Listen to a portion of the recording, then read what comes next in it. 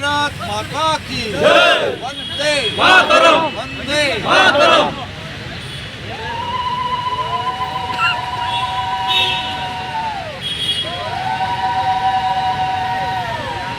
भारत माता के अको एबार बीजेपी सरकार अको एबार बीजेपी सरकार अको एबार बीजेपी सरकार अको एबार बीजेपी सरकार हिमंत बिश्व शर्मा जिंदाबाद जिंदाबाद जिंदाबाद हिमंत बिश्व शर्मा जिंदाबाद जिंदाबाद जिंदाबाद नरेंद्र मोदी जिंदाबाद जिंदाबाद जिंदाबाद दिलीप शैकिया जिंदाबाद जिंदाबाद जिंदाबाद पवित्र माघेता जिंदाबाद जिंदाबाद जिंदाबाद भारत माता के भारत माता के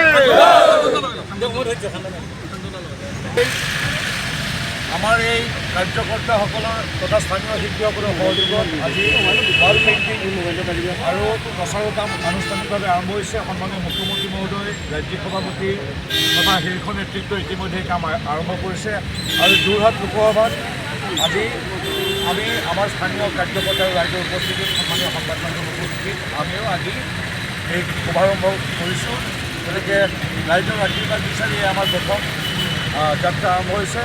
আমাৰ হয়তো সকলোৱে কওক ভাৰত মাতা কি ভাৰত মাতা কি জয় অসম।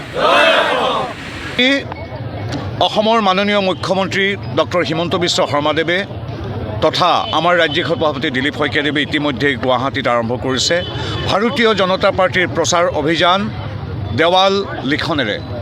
এই দেৱাল লিখন আমি আজি কেন্দ্ৰীয়ভাৱে যোৰহাট লোকসভাত আমি যোৰহাট বিধানসভাৰ যোৰহাট চহৰত আজি আমিও আৰম্ভ কৰিছোঁ। আমাৰ সৈতে জিলা সভাপতি শান্তনু পূজাৰী আৰু ৰাজ্যিক সম্পাদক অংকুৰ বৰুৱা তথা আমাৰ স্থানীয় ৰাইজ আৰু কাৰ্যকৰ্তাসকল ইয়াত উপস্থিত আছে। সংবাদ মাধ্যমৰ উপস্থিতিত আমি আৰম্ভ কৰিছোঁ।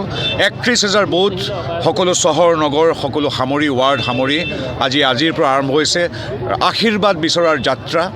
আমাক ৰাইজে প্ৰতিটো নিৰ্বাচনত আশীৰ্বাদ দি আহিছে, সেই আশীৰ্বাদ বিচৰাৰ যাত্ৰা আমি আৰম্ভ কৰিছোঁ। আমাৰ এই দেৱাল লিখন আমাৰ শ্লোগান আমাৰ কথাৰে আমি ৰাইজক আশীৰ্বাদ বিচাৰি আমি ক'ব বিচাৰিছোঁ যে আমাৰ সংকল্প হ'ল এখন বিকশিত অসমৰ, এখন সুৰক্ষিত অসমৰ। আমাক ৰাইজে এইকাৰণে আশীৰ্বাদ দি আহিছে, আমিও সম্পূৰ্ণ স্বাভিমান, ৰাইজৰ স্বাভিমান, অসমবাসীৰ স্বাভিমান, অসমবাসীৰ নিৰাপত্তা, অসমবাসীৰ ঐতিহ্য সংস্কৃতি সকলোৰ প্ৰতি শ্ৰদ্ধাশীল হৈ এইবিলাকক সম্পূৰ্ণ সুৰক্ষিত আৰু ভাষা সংস্কৃতিক দোষো দিশে প্ৰচাৰ কৰাৰ সংকল্পৰে আমি আজি অৱতীৰ্ণ হৈছোঁ। আমাৰ সংকল্প পুনৰবাৰ কৈছোঁ সুৰক্ষিত অসম আৰু বিকশিত অসম। সুৰক্ষিত অসমকে ইতিমধ্যে মই আমাৰ ৰাইজক উদ্দেশ্যি কৈছোঁৱেই যে আজিৰ তাৰিখত উগ্ৰপন্থীৰ গুলীতে এজনো লোকৰ মৃত্যু হোৱা নাই। এয়া হ'ল সুৰক্ষিত অসম। মানুহটো মানুহেই, কাজিৰঙাৰ গড়কেইটাও সুৰক্ষিত। আজিৰ দিনত এটা গড়ৰো মৃত্যু হোৱা নাই। আজিৰ তাৰিখত আমাৰ যি বনাঞ্চল চৰকাৰী ভূমি সত্ৰ নামঘৰ খিলঞ্জীয়া মানুহৰ গাঁও আজি যিদৰে অচিনাকি লোকে বেদখল কৰি আহিছিল সেই মানুহক আজি উচ্ছেদ কৰি দিয়া হৈছে। 1,40,000 বিঘা মাটি আজি উচ্ছেদ কৰা হৈছে। এয়া হ'ল সুৰক্ষিত অসম। আজি বিকশিত অসম। আজি 5 লাখ কোটি টকাৰ বিনিয়োগ মাত্ৰ দুদিনতে কৰাৰ সিদ্ধান্ত গ্ৰহণ কৰিছিল এডভান্টেজ আছামত।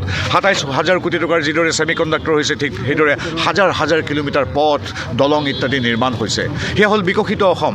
আজি এয়া আমাৰ ভাষ্য নহয়, অৰ্থনীতিৰ ক্ষেত্ৰত সৰ্বোচ্চ সংস্থা ৰিজাৰ্ভ বেংক অফ ইণ্ডিয়াই ইতিমধ্যে গৱেষণালব্ধ তেওঁলোকৰ গৱেষণাৰ এক ফলৰূপে ইতিমধ্যে ভাৰতবাসীক জনাইছে যে ভাৰতৰ 28খন ৰাজ্য আৰু 8খন কেন্দ্ৰীয় শাসিত প্ৰদেশৰ ভিতৰত শীৰ্ষত আছে আমাৰ উন্নয়নৰ অৰ্থনৈতিক উন্নয়নৰ দিশৰ পৰা অসম।